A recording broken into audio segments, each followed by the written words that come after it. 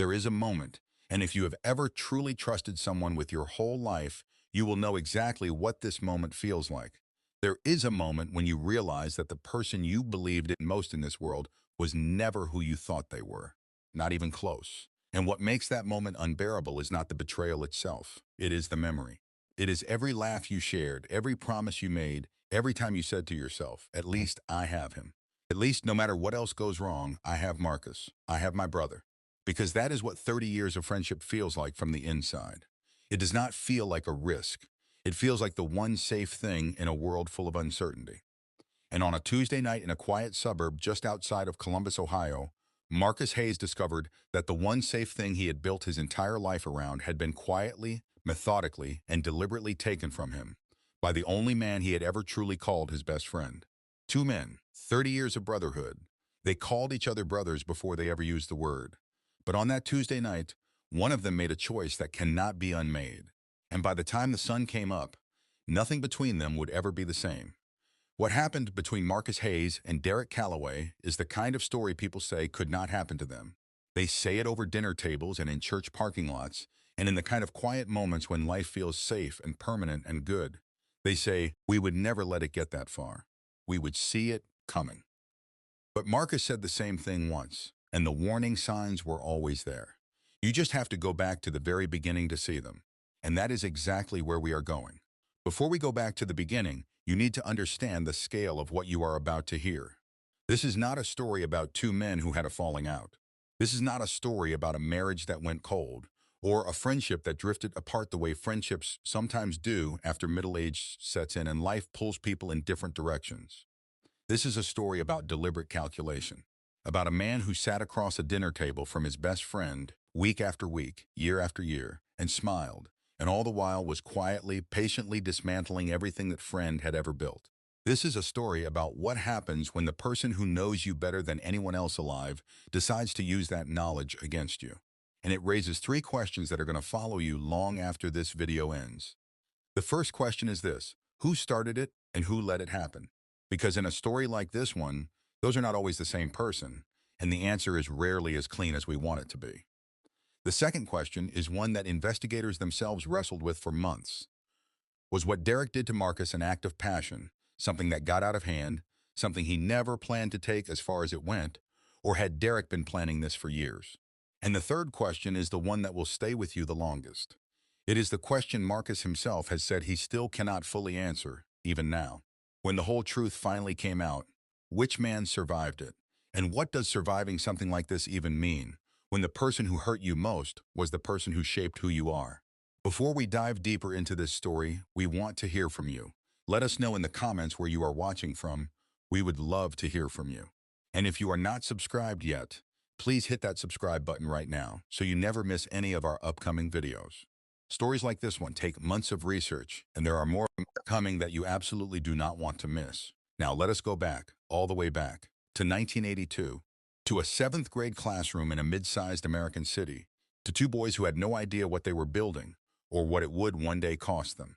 Marcus Darnell Hayes was born in the fall of 1969, the second of three sons, in a working-class neighborhood on the east side of Columbus, Ohio.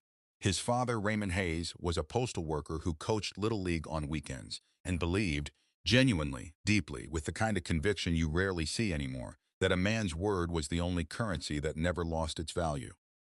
Raymond told his boys this so many times that it stopped sounding like a speech and started sounding like a law of nature, as permanent and reliable as gravity. Marcus absorbed that lesson in the marrow of his bones. He was not the loudest kid in any room he entered. He was not the most charming or the most athletic or the one who drew the most attention. But he was the one people trusted. He was the one who showed up when he said he would. He was the one who remembered. And in the particular economy of boyhood friendship, that kind of reliability is worth more than almost anything else. Derek Allen Calloway was born 8 months later, in the spring of 1970, 3 blocks away, in a house that looked almost identical to the one Marcus grew up in from the outside. Inside, things were different. Derek's father left when Derek was 4 years old, and his mother, a woman named Patricia, worked 2 jobs and still somehow managed to raise a son who never seemed to carry the weight of that absence the way you might expect. Derek was electric. That is the word that almost everyone who knew him as a child uses when they try to describe him, electric. He walked into a room and the room got louder. He laughed harder than other people and made other people laugh harder than they had in weeks. He had a way of making whoever he was talking to feel like the most important person in the building. Teachers loved him. Girls noticed him at 12 years old. Boys wanted to be near him the way you want to stand near a fire in the cold. Not because you need to, but because it just feels good. They met in the fall of 1982 in a 7th grade homeroom at Eastview Middle School.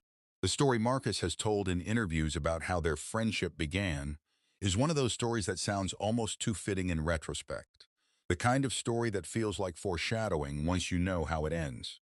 A kid in their class had been giving Marcus a hard time all week. Nothing serious by adult standards, just the low-grade cruelty that middle school specializes in. Stolen lunch. A notebook thrown in the mud. The kind of thing a 12-year-old learns to absorb quietly because making noise about it only makes it worse. On a Friday afternoon, Derek Calloway, who had no particular reason to get involved, who barely knew Marcus's name, walked across the cafeteria and sat down next to him. Just sat down. Did not say anything at first, just made it clear, in the wordless language that boys understand perfectly well, that this table was no longer a soft target. That was it. That was how it started. With a choice to show up for someone who had not asked for help and who would not forget it. What followed was 30 years of the kind of friendship that most people never get to experience even once. They played on the same high school football team, Marcus as a dependable offensive lineman, Derek as the wide receiver who made the highlight reel every Friday night. They drove around Columbus on summer evenings with the windows down and the radio up, the way teenagers do when the future feels wide open and full of possibility, and the worst thing that has happened to you is a bad grade or a girl who did not call back. They were in each other's corners through the things that actually matter. The death of Marcus's father in 1991, which hit Marcus like a physical blow and left him quieter for a year. Derek showing up at that funeral in a suit that did not fit right, standing close, saying almost nothing, because sometimes saying nothing is the only honest thing you can do. Marcus returning the favor in 1994 when Derek's mother Patricia had a stroke and spent 3 months in a rehabilitation facility. And Derek discovered for the first time that the man he had become without a father was somebody he had to actively choose to keep being. There was a moment that Marcus would return to again and again in the years that followed. A moment that took on a weight in memory that it perhaps did not fully carry at the time. It was the summer of 1989. They were 19 years old. Marcus had just enlisted in the Army and was shipping out the following morning for basic training at Fort Benning. They were sitting on the hood of Derek's old Chevy Cavalier in the parking lot of a convenience store they had been going to since they were kids, and the night was warm and easy, the way only late summer nights in the Midwest can be. And Derek had gone quiet in a way that was unusual for him. After a while, Derek said, "Whatever happens out there, whatever life throws at us, we don't cross each other. We don't go behind each other's backs. We don't take what belongs to the other one. Not ever. Promise me." And Marcus laughed, the way you laugh at something that seems so obvious it barely needs saying. He reached over and shook Derek's hand, said, "Promise forever." He meant every syllable. He assumed, with the kind of confidence that only 30 years of shared history can produce, that Derek did too. That assumption would cost him more than he could have imagined on that warm summer evening. Marcus came home from the Army in 1993, quieter in some ways, more certain in others. He got a job with a construction company, worked his way up through the ranks with the same steady reliability that had always defined him, and by the time he was 35, he was running his own crew on commercial projects across central Ohio. He bought a house in Westerville, a comfortable suburb north of Columbus, in 2001, not a flashy house, a solid one. The kind with a good furnace and a wide front porch and a yard big enough to justify a serious lawnmower. The kind of house that says, "I built something real here, and I intend to keep it." Derek, meanwhile, had gone into sales, automotive at first, then commercial real estate, and had done well enough, moving from apartment to apartment, always upgrading, always polished, always performing. The gap in what they had built was visible if you looked. Marcus had roots, Derek had momentum. And for a long time, that difference felt like complementary parts of the same whole, rather than the fault line it would eventually become.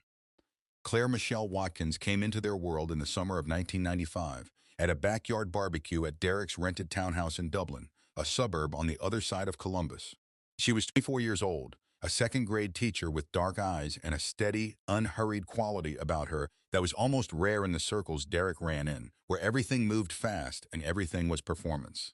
She met Marcus first. They talked for 2 hours near the food table while the party moved around them. And she told her college roommate that night that he was the kind of man who made you feel like you were the only person in the room. Not because he was trying to, but because he was actually listening. They dated for 14 months. Marcus proposed at a state park outside of Hocking Hills on a gray February morning, down on one knee in the mud with a ring he had spent 6 months saving for, and Claire said yes before he had finished the sentence. They married in June of 1997.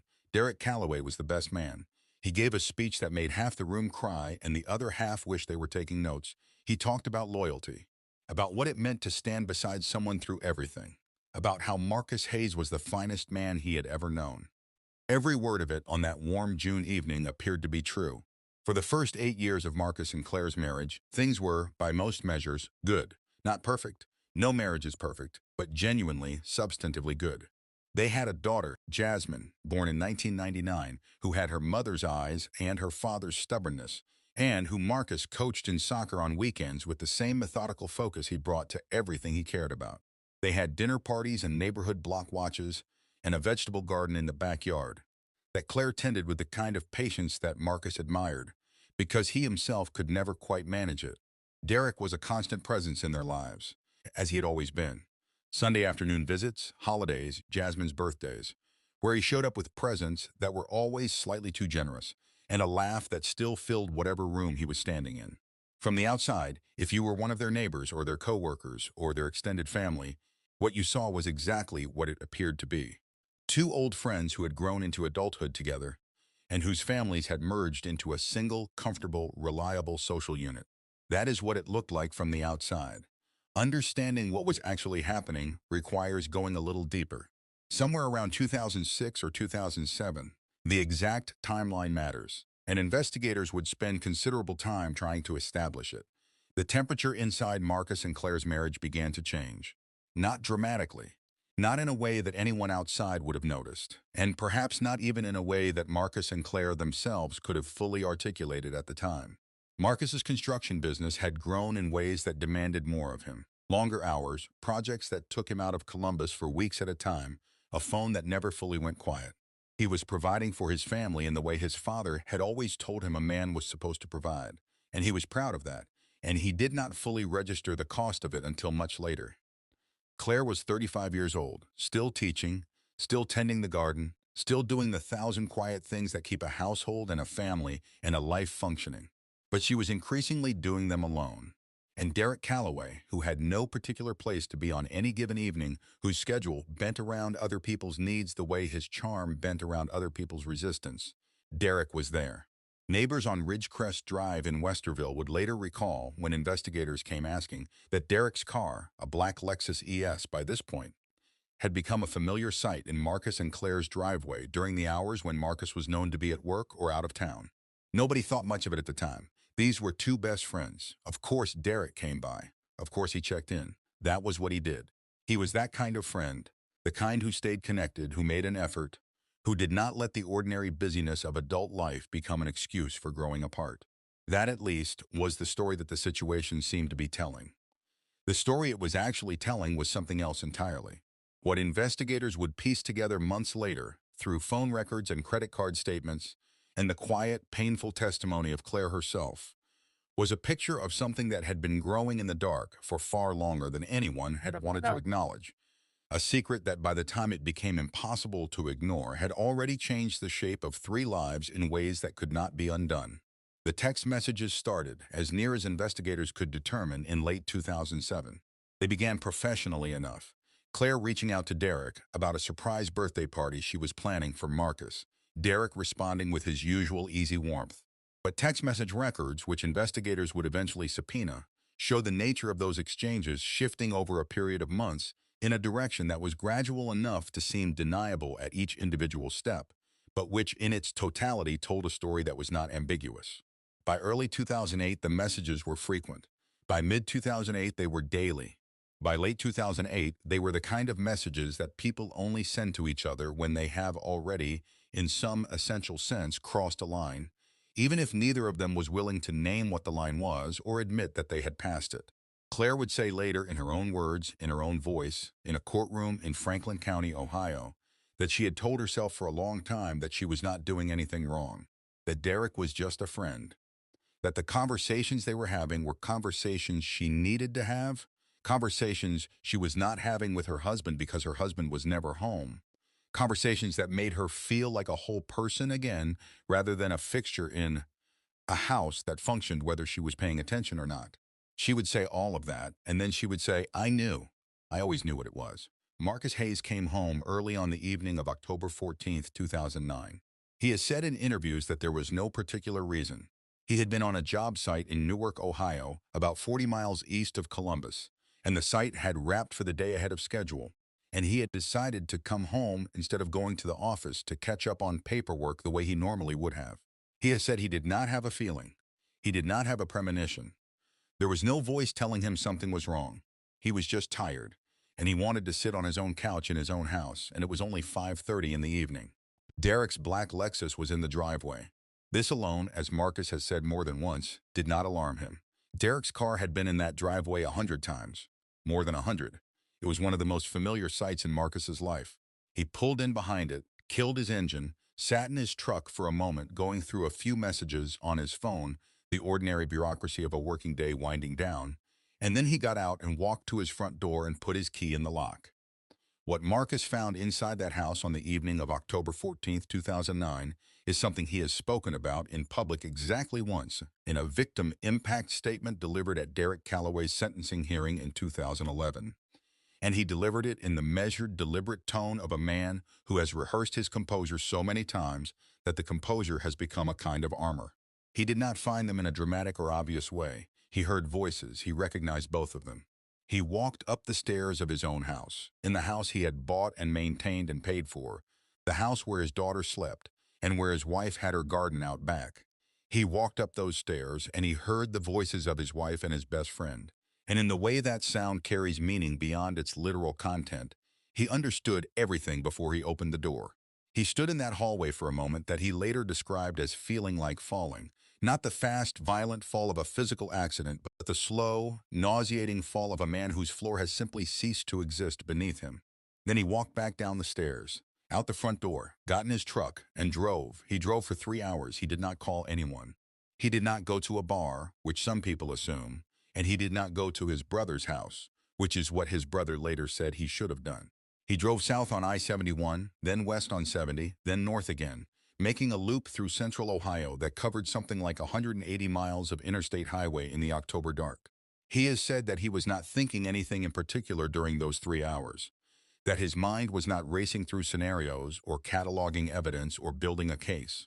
He was simply driving the way you drive when the alternative is standing still in a reality you are not yet equipped to inhabit. By the time he pulled back into Columbus just before 9 o'clock, something had settled in him, not acceptance and certainly not peace, but a kind of cold clarity. That is perhaps the only cognitive state that is actually useful in a moment like that one. He went to a Holiday Inn Express 8 miles from his house, paid cash, sat on the edge of the bed, and for the first time in 30 years, he did not know what to do about Derek Calloway. 3 days passed.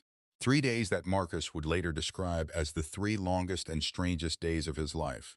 Stranger than combat, stranger than grief, stranger than anything his father had prepared him for, with all those lessons about a man's word and a man's integrity. He went to work. He answered his phone when clients called and did not answer it when anyone else did. He came home both nights to a house where Claire was present and quiet, and watching him with the careful attention of someone waiting for an explosion that had not come yet. They did not discuss what he had seen. They did not discuss anything of substance. They moved around each other in the kitchen and the living room with the terrible politeness of 2 people who are not yet ready to say the true thing out loud. On the morning of the 4th day, Marcus picked up his phone and called Derek. The call lasted 11 minutes. Marcus has described it as the most important conversation of his life and also the most useless one. He did not scream. He did not threaten. He asked one question, "What is this?" And Derek answered it. Not with evasion, not with the frantic apologetic spiral that Marcus had perhaps expected, but with a calm, clear declaration that hit Marcus with more force than a shout ever could have.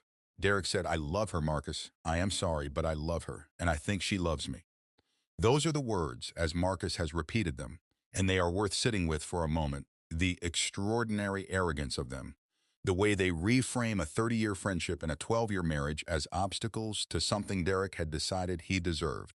The word sorry dropped in the middle there, doing almost no work at all. I love her. I think she loves me. Marcus listened to the full 11 minutes, asked 2 more questions, got 2 more answers that he has never repeated publicly, and then ended the call. 30 years of brotherhood ended in 11 minutes on a cell phone in a parking lot in Westerville, Ohio. But here is the thing, and this is the thing that transforms this story from a painful but recognizable human drama into something altogether darker and more troubling. The phone call was not the end. It was not even close to the end. What Marcus did not know, what he could not have known because he was operating on the assumption that the worst had already happened, was that Derek Calloway was not done. Not with Claire. Not with the marriage. And most disturbingly of all, not with Marcus himself. Because while Marcus was processing 30 years of shattered trust in a Holiday Inn and on the interstate in the October dark, Derek Calloway had already begun to do something else. Something methodical. Something that would take investigators months to fully understand. And by the time they did understand it, Marcus Hayes would be the one in the worst position of his life. And it would not be because of anything he had done. In the days and weeks that followed that 11-minute phone call, the external facts of Marcus Hayes' life rearranged themselves with the grim efficiency of a story that has already decided how it is going to go. Claire moved out of the house on Ridgecrest Drive within a week of Marcus confronting her directly. A conversation that, by all accounts, was quiet and devastating in equal measure, conducted in the kitchen of a house where their daughter had grown up, while Jasmine was at school. Marcus stayed. He has said that staying in that house was the hardest single decision he made during the entire ordeal, harder even than what came later, because it required him to sleep every night in a space that had been fundamentally redefined and to get up every morning and go to work and function like a man whose life was not currently disintegrating. But leaving felt like surrender, and Marcus Hayes had never been, in any meaningful sense of the word, a man who surrendered.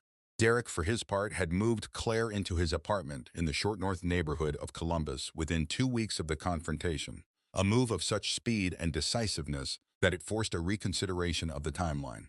Because if Derek had an apartment ready to receive Claire, if the logistics of that transition were smooth enough to be accomplished in a fortnight, then how long exactly had Derek been preparing for this outcome?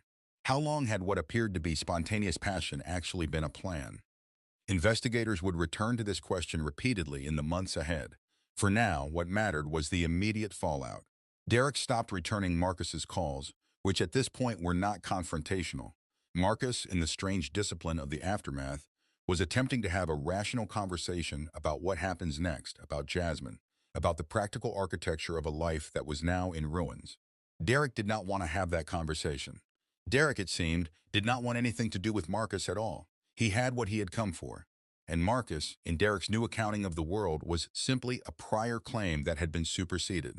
On the 22nd day after the confrontation, Columbus police received an anonymous call. The caller was a woman, speaking in a disguised or deliberately altered voice, and she reported that Marcus Hayes had made a violent threat against Derek Calloway. The caller provided Marcus's home address, Derek's new address in the Short North, and a level of biographical detail about both men that strongly suggested the caller was not simply a concerned bystander who had overheard something troubling. Officers were dispatched to Marcus's house on Ridgecrest Drive that evening. Marcus, who had been watching a football game alone, answered the door in a confusion that was both visible and genuine. He denied having made any threat. He was cooperative, calm, and by all officer accounts not presenting any behavioral indicators of someone in a dangerous state of mind. The officers noted the welfare check in their log and departed. But the report was now in the system. And in the quiet administrative machinery of a domestic dispute investigation, a report in the system matters. 2 days after the police visit, Marcus's neighbor on Ridgecrest Drive, a retired school teacher named Gary, called Marcus to tell him something he thought Marcus should know. Gary had seen a car he did not recognize parked at the end of the block for 2 evenings in a row, and while he could not be certain, he had the impression that whoever was in that car was watching Marcus's house. Gary had written down the plate number, the way retired school teachers who have lived in the same house for 20 years tend to do when something feels wrong. He gave it to Marcus. Marcus, who was at this point operating in the raw, hypervigilant state of a man who has recently had his entire life inverted, took the plate number seriously. He ran it through a contact he had from his construction business, who occasionally did background checks on job applicants. The plate came back registered to a leasing company in Dublin, Ohio. A company that, when Marcus paid a visit in person, confirmed that the vehicle in question had been leased approximately 3 weeks earlier by Derek Calloway. Derek Calloway was having Marcus Hayes surveilled. Let that sit for a moment. Not watching, not checking in, not driving by the way an anxious person sometimes does after a confrontation, surveilled. With a leased vehicle and apparently a rotating schedule, because Gary, the neighbor, reported the same unfamiliar car present on at least 4 separate evenings over a 2-week period. Why would a man who had just gotten everything he claimed to want, the woman, the fresh start, the clean break, why would that man invest time and money into watching the home of the person he had wronged? Investigators would eventually have a very specific answer to that question. In October of 2009, standing in his own driveway with a plate number on a slip of paper, Marcus Hayes did not yet have that answer. What he had was an unease that had graduated into something he could no longer rationalize away as paranoia. Something was happening. He did not yet know what it was. He did not yet know how far it had already gone. The second anonymous tip came on November 8, 2009. This time it was not a phone call. It was an email sent from a free webmail account created 4 days earlier to the Columbus Division of Police non-emergency tip line. The email claimed that Marcus Hayes had been observed parked outside Derek Calloway's apartment building on 3 separate occasions late at night. It described Marcus's truck with specific accuracy, year, color, partial plate. It expressed concern that Marcus was escalating and posed a danger to Derek and to Claire. The email was forwarded to the detective who had received the initial welfare check report, a 15-year CPD veteran named Sergeant William Okafor, who has since spoken publicly about this case in limited terms. Okafor later said in a deposition that the email struck him at the time as unusually detailed for an anonymous tip, and that the specific accuracy of the vehicle description suggested either a very attentive neighbor or someone with first-hand knowledge of the situation. He made a note of this observation. He did not yet act on it, but he kept the note. Marcus Hayes was not parked outside Derek's apartment building. He has maintained this consistently and under oath, and his alibi for the nights in question, confirmed by his foreman, by job site security logs, and by his own phone's GPS records, which investigators eventually subpoenaed, is solid. But the tips were accumulating. The narrative that was forming around Marcus Hayes in the administrative record of the Columbus Police Department was the narrative of an unstable, obsessive, potentially dangerous man who was having difficulty accepting the end of his marriage. And narratives, once they take root in institutional memory, have a way of shaping what investigators look for and what they find. Sergeant Okafor was a careful enough detective to feel the wrongness of what was accumulating without yet being able to name it. Others who encountered Marcus during this period were less careful. A responding officer to a third wellness check in December 2009 wrote in his report that the subject appeared agitated and hostile, despite the fact that Marcus had been woken up at 11 p.m. and was being questioned for the third time in 2 months about a threat he had never made. Agitated seems in retrospect like a reasonable response to that situation. While Marcus was navigating the bewildering experience of being steadily constructed, in official records, as a threat he had never posed, Derek Calloway's relationship with Claire was consolidating rapidly. Claire had by November enrolled in a divorce attorney's office, and Derek was, by multiple accounts, involved in those conversations in ways that raised the eyebrows of Claire's own attorney. Present at meetings he had no legal standing to attend, opinionated about the division of assets in ways that suggested a personal financial interest in the outcome. Claire's sister, a woman named Renee, who has spoken extensively to journalists about this case, said that during this period Claire was in a state she described as isolated, cut off from the friends and family who had been part of her and Marcus's shared life, spending almost all of her time with Derek, who had developed a habit of answering her phone and being physically present at almost every interaction she had with the outside world. Renee said she raised this with Claire directly. Claire told her she was overthinking it. Derek was protective. Derek loved her. Derek was just trying to help. These are words that, in the context of what Sergeant Okafor and his colleagues were beginning to piece together, carry a weight that Renee now describes as something she wishes she had pushed harder against at the time. In January of 2010, Sergeant Okafor received a request from Marcus's attorney to review the series of anonymous tips in light of new information Marcus was providing, specifically the leased surveillance vehicle, the plate number, and the affidavit from neighbor Gary confirming his observations. Okafor, who by this point had developed what he later described as a persistent professional discomfort with the pattern he was seeing, authorized a subpoena for the records associated with the webmail account used to send the November 8th tip. What came back changed the direction of the investigation. The account had been created using a public Wi-Fi network at a coffee shop in the Short North neighborhood of Columbus. The Short North is where Derek Calloway's apartment was located. The timing of the account's creation, 11:17 a.m. on a Tuesday, was cross-referenced with Derek Calloway's publicly available calendar, which he maintained through a business platform his real estate company used and which was, at that time, accessible to anyone who knew where to look. Derek had no appointments scheduled that Tuesday morning. He would have had no particular reason to be anywhere specific. He had every reason and every opportunity to be at a coffee shop in his own neighborhood. This was circumstantial. Okafor knew it was circumstantial. But it was a thread, and William Okafor was the kind of detective who did not let go of threads. The burner phone was the piece that moved things from circumstantial to something harder to dismiss. The anonymous call on October 22nd, the first tip, the one that had sent police to Marcus's door and planted the initial seed of the dangerous husband narrative, had been made from a prepaid cell phone purchased with cash at a Walmart in Reynoldsburg, Ohio, on October 18th, 4 days after Marcus had come home early and found Derek in his house. Surveillance footage from that Walmart, obtained under subpoena in February 2010, was grainy, as security footage in large retail establishments tends to be. But a forensic image analyst working for the Franklin County Prosecutor's Office examined the footage alongside reference photographs of Derek Calloway and concluded that there was a strong physical similarity between the person in the footage and Derek, and that the clothing worn in the footage was consistent with items visible in Derek Calloway's own social media photographs from that period. This was still not a slam dunk.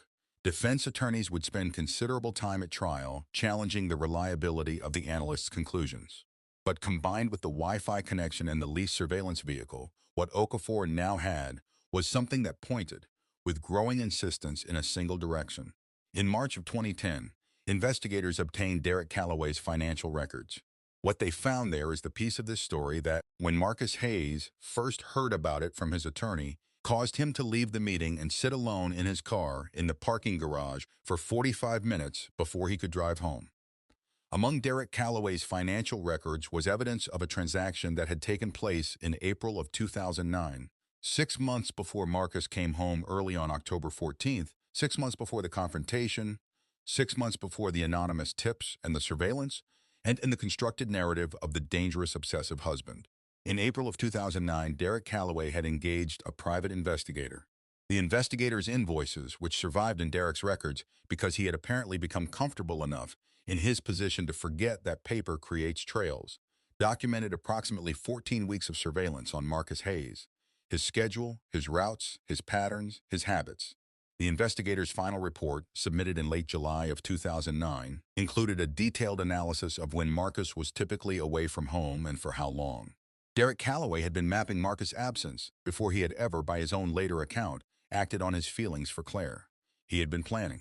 The question was, planning what exactly? The full scope of what Derek Calloway had been planning did not come into focus until investigators discovered the life insurance policy.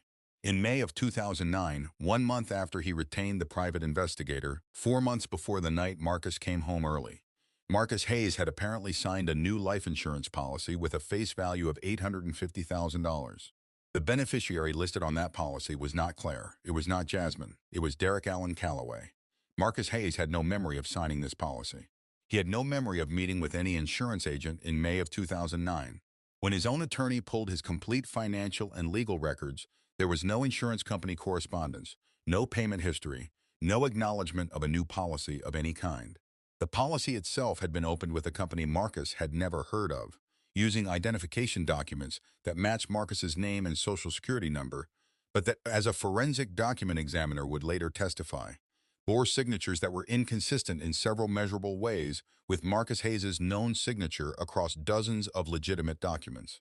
Someone had opened a life insurance policy in Marcus Hayes' name, with Derek Calloway as the beneficiary, without Marcus's knowledge or consent. Sergeant Okafor, who had spent his career maintaining the emotional neutrality of a practiced investigator, later said that when he read that finding in the forensic examiner's report, he had to read it a second time. Because what it could only mean, was that at some point, in some version of the plan that Derek Calloway had constructed around Marcus Hayes, Marcus was supposed to die. The investigation moved rapidly from that point.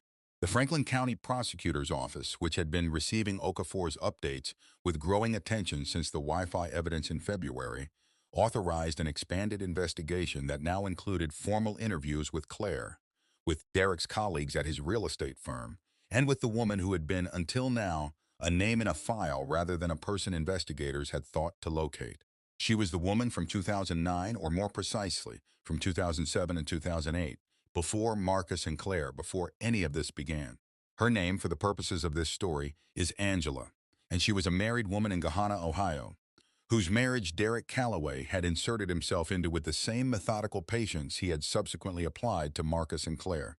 Angela had declined to press charges in 2008, when things between her and Derek had ended badly enough that her husband had called police and her attorney had drafted a restraining order request that was ultimately withdrawn. She had been afraid, she told investigators in the spring of 2010, of what Derek might do if she made things official. She had told herself that it was over, and that the cleanest exit was the quiet one. She had been living with the private knowledge of what she knew about Derek Calloway for 2 years when Sergeant Okafor's team called her. She did not hesitate. She told them everything. Derek Calloway was arrested on a Thursday morning in April of 2010. He was taken from his apartment in the Short North at 7:15 a.m. by Sergeant Okafor and 2 other investigators, and he was charged with identity fraud, insurance fraud, and filing a false police report, the charges available at that moment, before the full prosecutorial picture had been assembled. Claire, who was in the apartment when the arrest was made, has never spoken publicly about that morning. Her sister Renee has said only that it was the beginning of a very long process of Claire understanding what she had been a part of and what had been done to her and around her without her knowledge. Derek, for his part, maintained his composure through the arrest, in a way that the arresting officers later described as striking. Not the composure of someone who is innocent and outraged, but the composure of someone who has thought carefully about what this moment might look like and has rehearsed his face for it. He did not speak. He did not protest. He simply walked with them, his expression neutral, as if he were being escorted to a business meeting rather than the beginning of the worst chapter of his life. It was, in its way, the most honest glimpse of who Derek Calloway actually was that most people who knew him had ever been permitted to see. The criminal case against Derek Calloway took 14 months to build and took the Franklin County Prosecutor's Office through a process of legal architecture that the lead prosecutor, an assistant district attorney named Patricia Wren, has since called one of the most structurally complex cases of her career, not because the evidence was weak, but because the behavior it described was so precisely calibrated and so long in its execution that establishing intent required the jury to hold a very large and complicated picture in their minds simultaneously. By the time the case went to trial in June of 2011, the charges had expanded significantly beyond the initial arrest. Derek faced counts of identity fraud, insurance fraud, filing a false police report forgery, and the charge that carried the heaviest legal and moral weight, conspiracy to commit murder in the first degree. That last charge, which Wren's office had debated for months before adding to the indictment, was the one that reframed everything. It was the charge that said, this man did not simply have an affair and then panic and try to cover it up. This man built a plan to eliminate his best friend, collect nearly $1 million, and walk away clean. And for a while, for quite a long while, the plan had been working. The conspiracy to commit murder charge rested on a set of findings that, when laid out in sequence for the jury, told a story that was both methodical and chilling in its patience. The private investigator retained in April 2009 had been tasked, beyond simply mapping Marcus's schedule, with identifying, and this is the phrase from the investigator's own internal documentation, which was subpoenaed and introduced into evidence, identifying opportunities for access to the subject's vehicle or residence that would be difficult to attribute to a specific individual. The private investigator, a man named Gary Schuster, who operated a small firm in Columbus's Hilliard suburb, testified at trial that he had not understood at the time that he was being asked to facilitate a crime. He believed, or claimed to believe, that Derek was building a case for a civil litigation matter. He had provided the schedule analysis and the opportunities document and considered his engagement complete. He had not asked follow-up questions because he said he had not wanted to know the answers. The jury heard this testimony with the particular attentiveness of people who are trying to decide how much self-deception a person can engage in before it becomes something else entirely. The insurance policy introduced into evidence as Exhibit 14 was the centerpiece of the prosecution's case in the way that a single object in a complex room can reorganize everything around it. It was dated May 7, 2009. It bore Marcus Hayes' forged signature and his legitimate Social Security number, which Derek would have known from years of shared financial discussions and the kind of casual information exchange that happens between men who have been close for decades. The policy had been maintained. Premiums paid from a bank account opened in Marcus Hayes' name at a small regional credit union, funded by a series of small cash deposits that never triggered reporting requirements. For 6 months before Marcus came home early in October, and the original timeline of whatever Derek had planned was disrupted by the simple accident of construction project finishing ahead of schedule. Prosecutor Wren argued at trial that the disruption of that timeline, Marcus discovering the affair before Derek was ready for him to, was the only thing that had saved Marcus Hayes' life. The defense disputed this characterization vigorously, but Exhibit 14 sat on the evidence table throughout the entire trial, and it told its story without needing any help from anyone. The question of Claire's knowledge was, and remains, the most contested and perhaps the most painful element of the entire case. Prosecutor Wren made a deliberate decision not to charge Claire with any crime, a decision that was not without controversy in Columbus at the time, and that Wren has explained in subsequent interviews as follows. The evidence showed that Claire had been deceived about the insurance policy and about the depth and nature of Derek's planning, and that the manipulation Derek had exercised over Claire during their relationship, the isolation from family and friends, the physical presence at her conversations with her own attorney, the management of her emotional state in the aftermath of the confrontation with Marcus, rose to a level that complicated any straightforward assessment of her culpability. What Claire knew, what she suspected, what she chose not to ask about. These are questions that Claire herself has said she will spend the rest of her life working through. She cooperated fully with the prosecution. She testified. She sat across a courtroom from Derek Calloway for 3 days and answered every question put to her.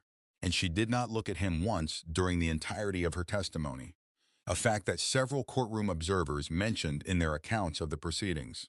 The defense strategy, constructed by Derek's attorney, a skilled Franklin County defense lawyer named Thomas Briggs, had two main pillars. The first was attacking the chain of custody and interpretive reliability of the digital and forensic evidence, the Wi-Fi connection, the surveillance footage, the document analysis of the forged signature.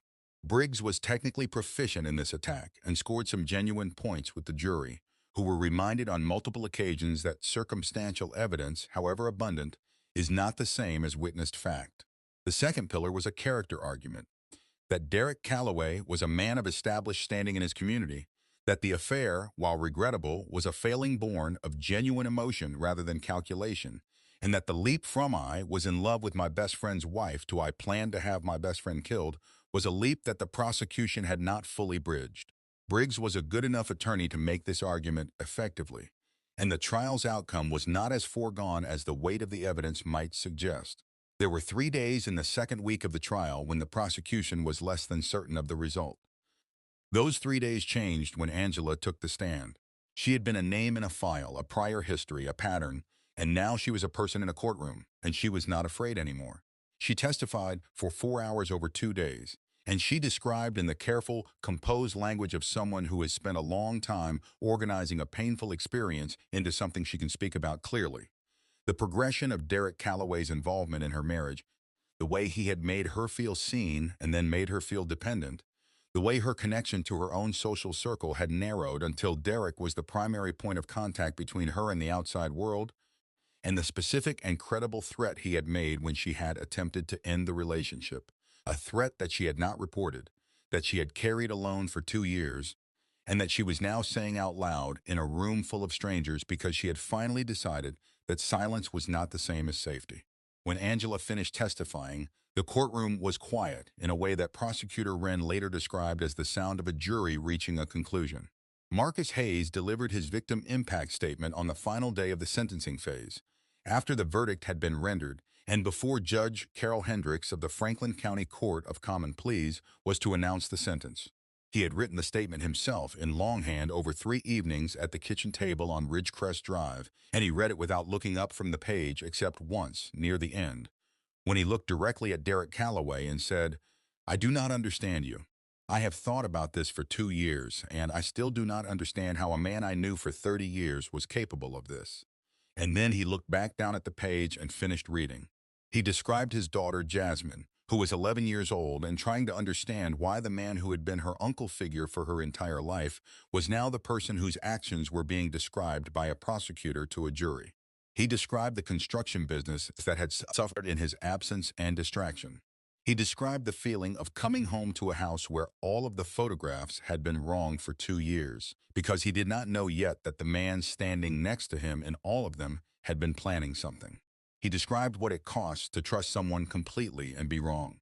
Judge Carol Hendricks sentenced Derek Allen Calloway to 22 years in the Ohio Department of Rehabilitation and Correction, the upper range of the sentencing guidelines for the conspiracy charge, with additional concurrent terms for the fraud and forgery convictions. She stated from the bench that the premeditation involved, the duration of the planning, and the particular moral weight of betraying the trust of a lifelong friend warranted the seriousness of the sentence. Derek Calloway, standing at the defense table in a suit that fit well, and with his posture still controlled and his expression still carefully neutral, heard the sentence announced without visible reaction. Thomas Briggs placed a hand briefly on his client's arm. Derek did not move, the only moment in the entire proceeding where the composure appeared to slip, and this is noted in multiple courtroom accounts from journalists who were present, was when the bailiff moved to lead Derek away, and Derek, for just a moment, turned and looked at the gallery. And Marcus Hayes, who was sitting in the front row with his hands folded in his lap, did not look away. He held Derek Calloway's gaze for the 2 or 3 seconds that elapsed before the bailiff guided Derek through the door, and then the door closed. And that was the last time Marcus Hayes has seen Derek Calloway. Here's the thing that nobody predicted. Not the journalists who had been covering the case. Not the investigators. Not Prosecutor Wren, who had spent 14 months inside the details of what Derek Calloway had done and had built, through that immersion, a thorough and well-evidenced picture of who he was. Not Claire's sister, Renee, who had watched the whole arc of events from the outside and had told Claire, in the weeks after the arrest, that she hoped Derek Calloway never had another good day in his life. Nobody predicted what Marcus Hayes did next, because nothing about the situation seemed to leave room for it. 3 months after Derek's sentencing, 3 months after that final held gaze across a courtroom, Marcus Hayes sat down at his kitchen table with a legal pad and a pen, and he wrote Derek Calloway a letter. 1 page, handwritten, folded into a standard envelope and mailed to the Ohio Department of Rehabilitation and Correction facility in Chillicothe, where Derek had been placed to begin his sentence. Marcus has shared the contents of that letter with one person, his daughter Jasmine, when she was old enough to ask, and Jasmine has described it publicly only once. In a brief interview she gave to a Columbus magazine in 2019, she said her father's letter said 4 things: that Derek had been his brother, that he, Marcus, had failed to see who Derek really was, and that failure was something he intended to take responsibility for as long as he lived, not because he bore any guilt for what Derek had done, but because he believed that knowing someone and being deceived by them were not mutually exclusive, and that a man had to hold both of those truths at once rather than letting the deception erase the 30 years that preceded it. That he forgave Derek. Not for Derek's sake. Marcus was explicit about this, according to Jasmine, not as a gift to Derek or as an absolution he had not earned, but because carrying the weight of an unforgiving was a tax on Marcus's own life that he was not willing to pay. And finally, that he hoped Derek would one day understand the full scope of what he had destroyed. Not what he had done to Marcus, but what he had done to himself, to 30 years of his own history, to the version of Derek Calloway that Marcus had believed in and that may have, at some earlier point, actually existed. Derek Calloway never wrote back. The letter was received and logged by the facility. Whether Derek read it, whether it reached him in any meaningful sense, is something only Derek knows. He has granted no interviews and made no public statements since the sentencing. Claire Watkins Hayes, she went back to her maiden name after the divorce was finalized in early 2011, went through a process in the aftermath of the trial that her sister Renee has described in careful terms as an excavation.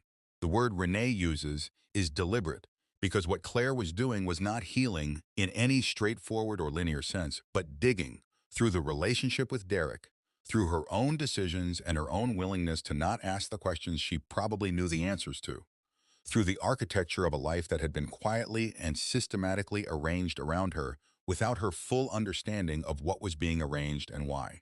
She continued teaching. She remained in Columbus. She and Marcus established, over a period of several years, a co-parenting relationship around Jasmine that was, by the accounts of people who knew both of them, conducted with a dignity and a mutual restraint that most observers found remarkable given the circumstances. They are not friends. They may never be friends. But they have managed to be decent to each other across the shared table of a child's life. And that, in a story with as much destruction in it as this one, counts for something. Jasmine Hayes is 25 years old now. She is, by her own account, a person who grew up inside a story she did not choose and had to find a way to inhabit without being defined by it. She has spoken publicly about her father with a love and a specificity that is striking, not the generic admiration of a child for a parent, but the particular appreciation of someone who watched a person navigate an extraordinarily difficult set of circumstances and come out on the other side not diminished. She talks about the way Marcus still has photographs on the walls of the house on Ridgecrest Drive, photographs of himself and Derek at various points across 30 years, and how she once asked him why he had not taken them down, and how he had thought about it for a while before answering. He said, "Because those things happen, because that friendship was real, even if the person who was supposed to be inside it turned out to be someone else by the end. Because taking the photographs down would be letting the bad ending rewrite what actually came before it. And I am not going to let him have that." Sergeant William Okafor retired from the Columbus Division of Police in 2018 after 23 years of service. He has spoken about the Hayes-Calloway case at law enforcement conferences as an example of what he calls patient pattern recognition, the discipline of staying attentive to the thing that does not fit, rather than accepting the narrative that the available evidence seems to suggest. He talks about the note he made in February 2010 when the Wi-Fi connection came back from the short north, and how the note was not a conclusion but a question, and how the difference between those two things is the difference between a good investigation and a lucky one. He talks about Marcus Hayes with the particular warmth that investigators sometimes develop for the people at the center of their most significant cases. Not pity, which Marcus would not have welcomed, but a kind of steady respect for the way a man can absorb a catastrophic amount of damage and still function and still forgive and still, inexplicably, keep the photographs on the wall.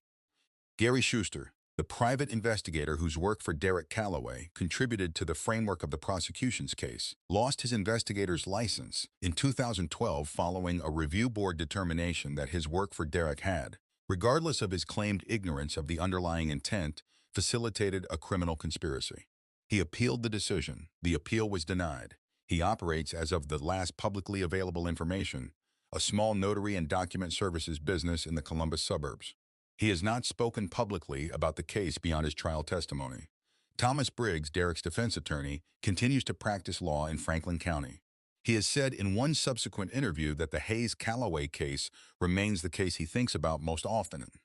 Not because he lost, but because the evidence of premeditation was assembled so carefully over such a long period that it challenged his fundamental professional assumption that a good defense could always find a crack in the prosecution's theory of the case.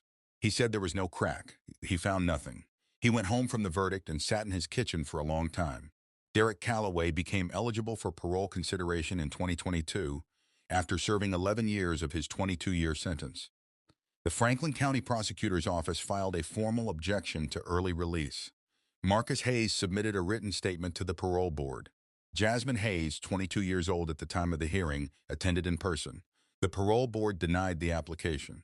Derek Calloway remains incarcerated at the Chillicothe Correctional Institution. He has made no further parole applications as of the time of this story. Whether he has read his former best friend's letter, the one-page, handwritten, mailed 3 months after the sentencing, is a question that will probably never have a public answer. Some things stay between two people, even when almost everything else about those two people has become a matter of public record. Marcus Hayes still lives on Ridgecrest Drive in Westerville. He still runs his construction company, which recovered from the disruption of 2009 through 2011 and has, by the measures that matter in that business, done well. He still coaches, these days a local youth soccer program that his daughter played in when she was small. He still gets up early and works hard and keeps his word and shows up when he says he will, in the particular way that people whose fathers impressed upon them the permanent value of a man's integrity tend to do regardless of what life subsequently does to them. He does not talk often or at length about Derek Calloway, but when he does, the thing he returns to most consistently is not the plan, not the insurance policy, not the years of surveillance and manipulation and constructed false narratives. He returns to that night in 1989, sitting on the hood of Derek's Chevy Cavalier in the parking lot of the convenience store, 19 years old, the night before shipping out to Fort Benning. He returns to Derek's voice saying, "Promise forever." He returns to shaking Derek's hand and meaning it. He says he still does not know whether Derek meant it then. He says he hopes Derek meant it then. Because if Derek never meant it, if the whole 30 years was some kind of performance, then the loss is one thing.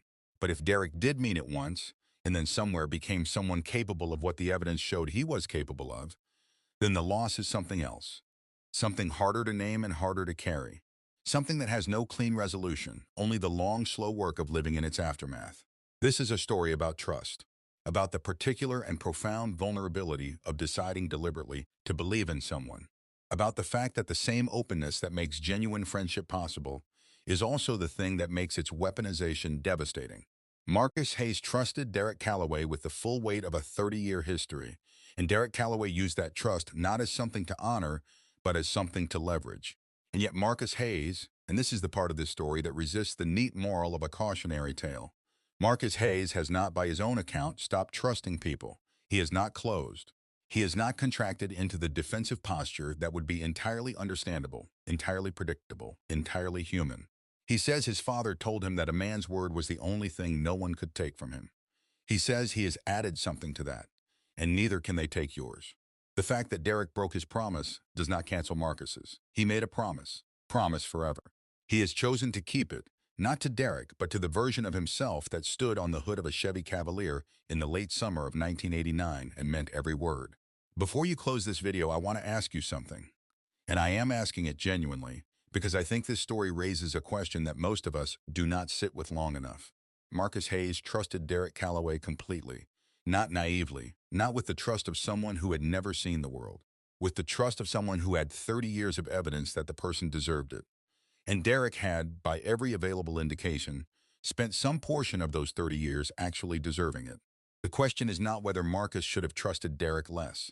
The question is, how do you live as someone who trusts people fully, knowing what trusting people fully costs when you are wrong? Do you trust less and lose less, or do you trust fully and risk everything? There is no correct answer to that question, and I think that is precisely why this story keeps its grip on everyone who hears it. I want to know where you land. Tell me in the comments. Would you have spotted the warning signs? Would you have trusted Derek the same way Marcus did? Or is there something about the way Marcus loved his friendship that you recognize in yourself? And that recognition is the thing that actually keeps you up at night. If this story moved you, and I suspect it did, because it moves everyone who encounters it, please do something simple right now. Hit the like button, subscribe if you have not already, and share this video with someone in your life who understands what it means to trust somebody completely. Not to warn them, not as a cautionary tale, but because stories like Marcus's are worth passing along, not for what they say about betrayal, but for what they say about loyalty, and the stubborn, extraordinary, genuinely radical choice to keep the photographs on the wall. And before we close, let us know in the comments where you are watching from. We read every single comment, every single one. And this community is one of the things we are most proud of. Hit that subscribe button if you have not done it yet, so you never miss any of our upcoming stories. Because there is another one coming that is going to stop you in your tracks.